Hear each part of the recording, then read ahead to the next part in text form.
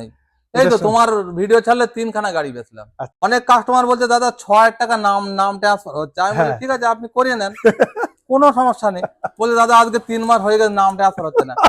শোনো, যারা সস্তায় দেবে তাদের এইসব গাড়িগুলো দেখবে এইসব জায়গায় রিপেয়ারিং করা, এইসব জায়গায় রিপেয়ারিং করা।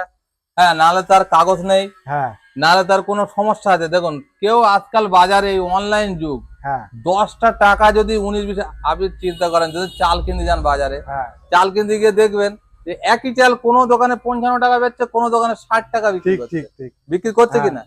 হ্যাঁ, এইবারে সেই চাল ঘুরে ঘুরে দেখবেন যে কম দামে বেচছে সেখানে দেখবে চালই হয় কাঁকড় আছে, নাহলে কালো কালো মাছি আছে, জায়গাটা মানে সমস্যা থাকবেই। দেখুন এই যে সিল গুলো দেখতে, যারা কম দামে দেবে এরকম আঙুল দিয়ে সিল গুলো দেখাবে না।